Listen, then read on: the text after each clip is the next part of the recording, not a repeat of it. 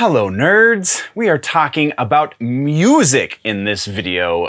This is a pre-recorded clip, so my shirt's about to change, but it is going to be a great music section. If you want to see the entire news video, then you can check out the top link in the description. That being said, let's talk about all of the wonderful nerdy music that there is to talk about.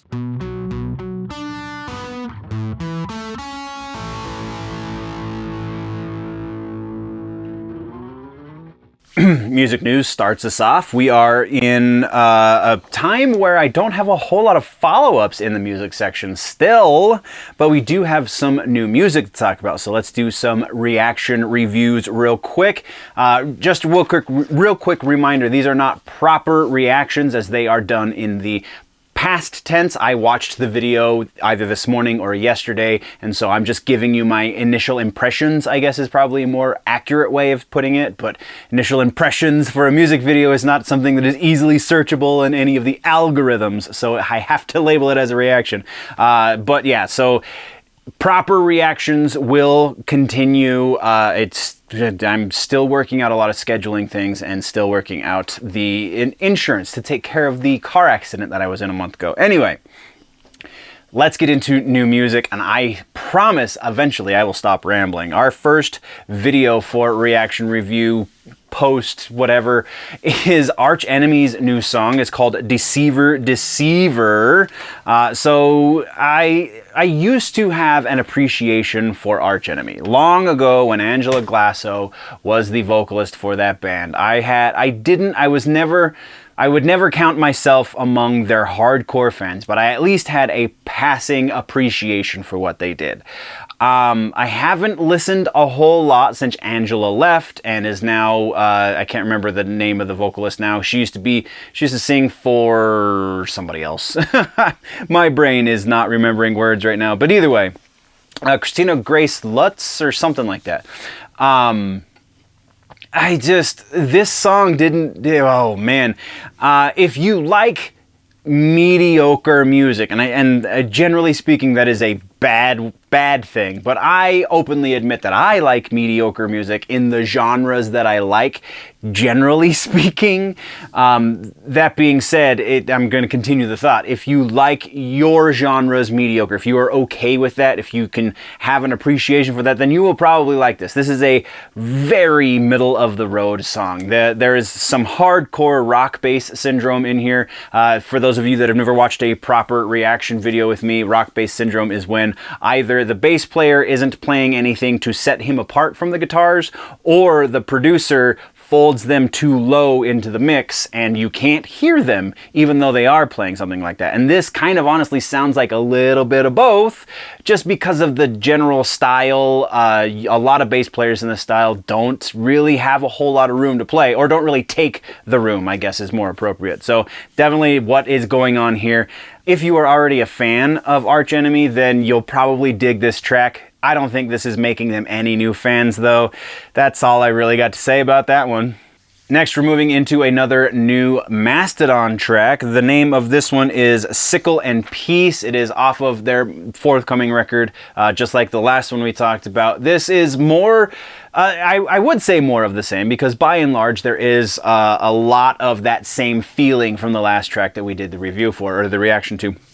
So it definitely feels like it belongs on the same record, but this one kind of steps it up a little bit, and I definitely have a strong appreciation for that. So what I mean by that is there are sections of this song that are much more aggressive, much more hearkening back to the earlier days of the band, which is what I want them to do. I just want them to do another crazy heavy record. I don't think it's in the cards, but that's not what we're talking about. We're talking about this new song, and there's really nothing wrong here. There's everything that they do expertly.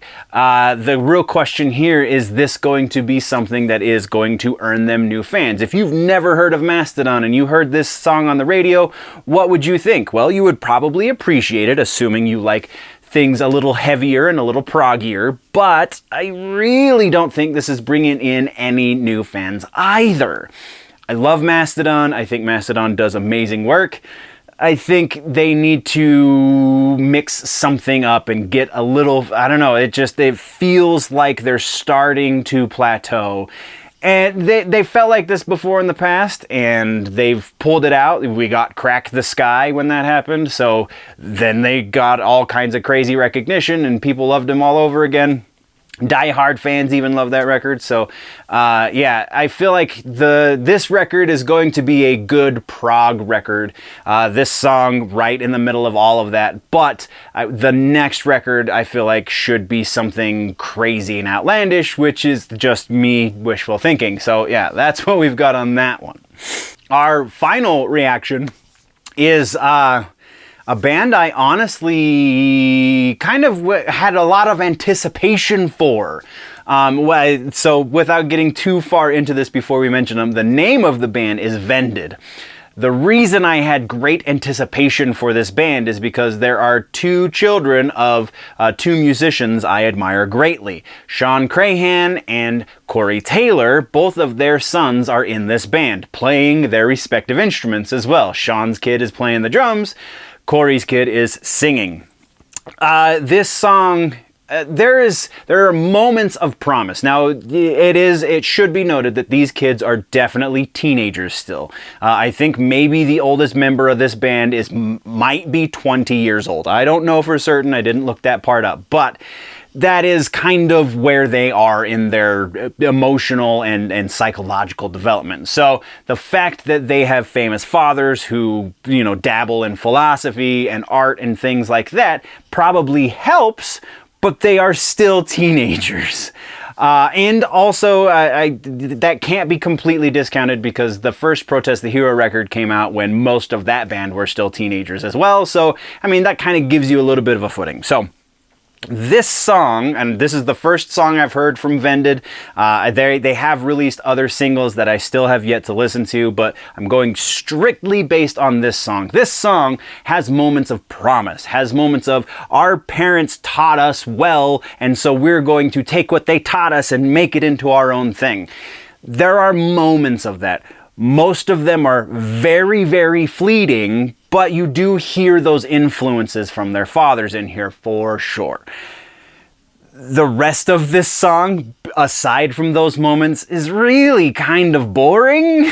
All right, so the name of the song, I can't believe I didn't say that. Name of the song is Burn My Misery. I apologize, but I specifically chose this song because that is kind of a corny title, right? So I was looking to see if they went for the corny lyrics that would follow that title. And to my surprise, they did not. So that is definitely to their benefit. But as far as just the performances go on this track, it's really like 2 minutes too long. I think it clocks in at just over 5 minutes, and there's meandering. There is definitely, if they could have cut out even a minute and a half, if they could trim that down from the song, it might be something a little bit more invigorating. It might be something more enthusiastic, something you would want to listen to a little bit more. But as it stands, it kind of wanders and meanders, and it gets to these interesting parts, and then it leaves them just as fast. So by and large,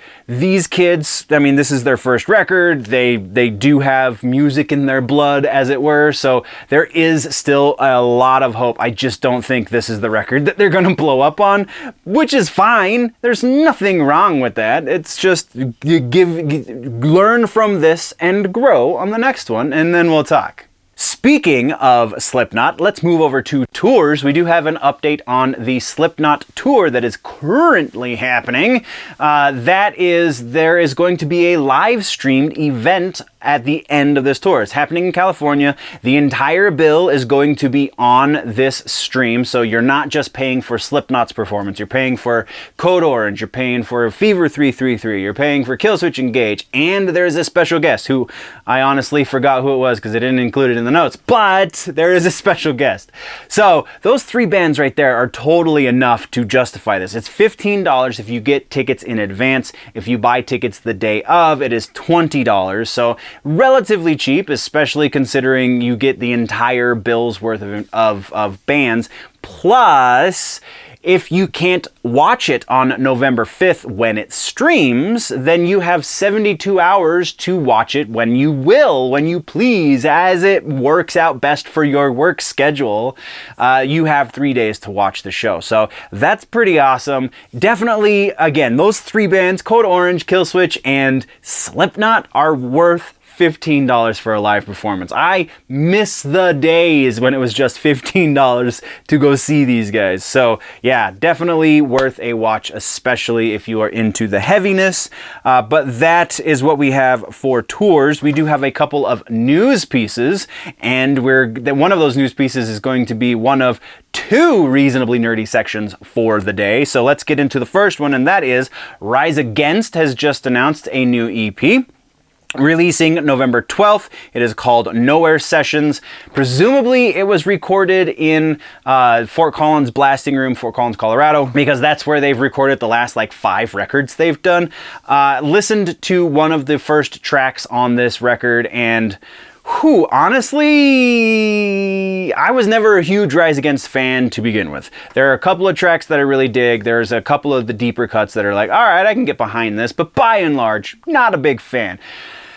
This is not doing them any favors, primarily because the mixing is so poorly done. It sounds like they recorded the entire thing live, but not live in studio, like live on stage, and then there was just no crowd there. It's just, there's a lot of weird things that if you don't know what you're listening for, you wouldn't necessarily be able to point out, but they still will sit weird in your ears, and this is not a record for me. But if you like Rise Against, then maybe you will disagree with me, and by all means do, and tell me down in the comments. But that being said, again, November 12th is the official release date for this new EP. And our final piece in music is a reasonably nerdy piece. This one technically could have gone in gaming and tech, but gaming and tech is a little big this week, so we put it in music. It also deals with a musician, so it's appropriate. All right, so I'm going to give you the news piece, and then we're going to put those reasonably nerdy caps on. So, the news piece has to do with the current situation with Blizzard and their multitude of lawsuits against them from former employees and some current employees, having to do with the toxic work environment in which a lot of these people were forced to work. There is, reason to believe most of those have grounds and basis for the actual suits. There is reason to believe that a lot of the upper-ups at Blizzard were really just horrible, horrible people. So that is what it is. Now, kinda sort of attached to this, there is a little bit of history we gotta go back onto as well, which is Corpsegrinder, who is the vocalist from Cannibal Corpse. So, Corpsegrinder has an NPC in the World of Warcraft game named after him, because he is something of a celebrity and he is a very vocal user on World of Warcraft. He makes no bones about the fact that he is a bit of a nerd, and that he is a big World of Warcraft fan. He is Horde all the way, and we're going to get into that ever so briefly. So, in 2007, it is unclear to me, and I couldn't really decipher how this video came into being, but it does appear that he was interviewed in some fashion in 2007. All right, so that year is going to be very key in this. So in 2007, when World of Warcraft was still relatively new, it had been out for a few years, but not super, super long. Definitely not as long as it has been now, because it's been a long time. So he made some comments that were a little off color. He definitely was referencing things in a negative manner, and he was using certain epithets that usually are reserved for people who are pig-headed and stubborn and kind of backwoods by today's standards, by 2021 standards. So he makes these comments, and he also, I should mention, he also did use that one F word that nobody is ever supposed to use, even if you are talking about, cigarettes. So, Corpsegrinder is asked questions about playing World of Warcraft. He answers in the fashion in which you would expect the vocalist from a band called Cannibal Corpse to respond. In 2011, so 4 years later, Blizzard at BlizzCon played this video of him doing this. I believe that was to announce the creation of his NPC. So at BlizzCon 2011, 4 years after he made the comments, Blizzard themselves played the clip with him using these borderline offensive words, by and large. The one is, I will give you, the one is an offensive word. But the rest of the comments he made were borderline offensive at best. I think Finn McKenty put it the best when he said that, honestly, in 2007, who did... Anyway, we're going to get to that point. And so Blizzard plays this, and now Blizzard is in trouble in 2021, 10 years after they played this video. In 2021, they are trying to deflect as much as possible, so they say, hey, look, guys, I know we're in all kinds of trouble because we did horrible things, but we canceled some... Well, canceled is probably a strong word as well, but we changed this thing because this other person did horrible things as well. Do we earn brownie points yet? I'm sorry, Blizzard, but no, you don't. That is not even kind of the same. What Corpsegrinder... All right, so let's before I get too far ahead of myself, reasonably nerdy caps on. All right, let's get into this. How many people on the internet, A, are even calling for this change to begin with? Probably a couple of blue check marks on Twitter, and that's about it. Because again, borderline offensive is really all you can give most of what was said in this video. So in 2007, how many of those people weren't also making similar comments? This is absolutely absurd to me. So the reasonable thing, and again, Finn McKenty in his video about this definitely put this in much more eloquent terms than I can in this improv video. But Finn Corpsegrinder in 2007 said some stupid things. Most of us in 2007 said some stupid things that we probably don't believe in anymore. Why should we have to hold somebody's feet to the fire? That's not even holding them responsible. Holding somebody responsible is, hey, you did this thing that I don't agree with, and I think it is bad. And pretty much the rest of society also thinks it was bad. What do you have to say for yourself? If the response to that is, well, I'm not going to apologize, I thought it was funny, well then maybe there should be some sort of negative reaction. If the response is, yeah, it was pretty stupid, I don't really believe that kind of stuff anymore, then let's move on with our lives, shall we? To his credit, Corpsegrinder has not come out and apologized for this yet. As well, I don't think he should have to. Honestly, what did you expect from a guy who sings for a band called Cannibal Corpse? This is the same band, and I'm not even gonna say, just look up some of the song titles from Cannibal Corpse. Song titles, not even lyrics, song titles from the band called Cannibal Corpse, and you will see that the expectation for this person to perform by 2021 standards in a social realm really is unrealistic. Yes, I realize that the metal community is kind of dealing with these things right now, but that's silly. That is absolutely ridiculous. There is no reason involved in the argument against Corpsegrinder. There is no reason why Blizzard had to do what they did to the character named after Corpsegrinder.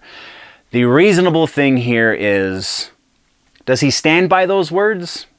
If not, okay, good. If so, still, it was 15 years ago, more than that now at this point, about 14 years ago, I apologize, but still, 14 years ago, I feel like we should judge him by his current character and not his character half a lifetime ago. But that's just me. Maybe I'm a jerk. And yeah, that's the end of the reasonably nerdy section for now. So all of that being said, let's move And that is the nerdy music news. If you want to see the entire news episode, then check the top link down in the description, assuming you are watching on YouTube. If you're watching on a different platform, then go check out the YouTube, youtube.com/generallynerdy, or generallynerdy.net is where all of the things get posted for free, and patreon.com/generallynerdy is the place to go get behind the paywall and see all of those things. So go check out the full episode. Go check out other stuff that's happening on the page. You can see the links right there to the side of my face. Otherwise, thank you very much, nerds. We're gonna go, but before we do, always remember that if it's generally nerdy, it's probably here.